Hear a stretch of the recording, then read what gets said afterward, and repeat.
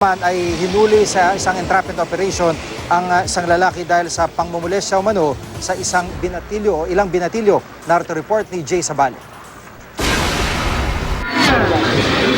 Ebidensya ang cellphone video na ito ng isang binatilyong naghahanda ng foil para gamitin sa pagbatak ng shabu.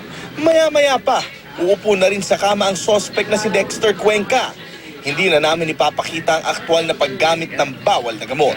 Pero ito na ang naging hudyat para sa mga otoridad para hulihin ang suspect. Bagamat nahulikam na, mariin pang itinanggi ng suspect ang paratang sa kanya. Hindi po tayo, sa kanila nanggagaling nga yun.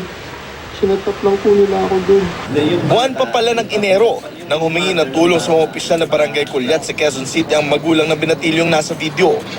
Madalang daw kasi itong umuwi sa kanila.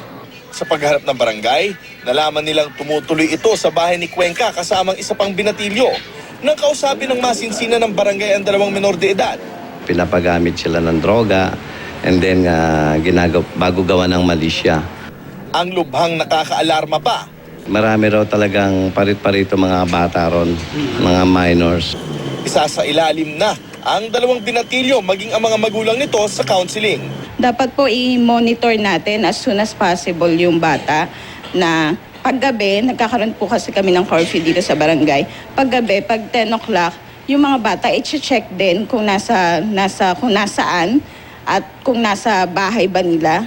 Siguro i-monitor po kahit po yung sa cellphone, sa Facebook. Kasi yung bata po, madali po yan malinlang ng ibang mga mas nakakatanda.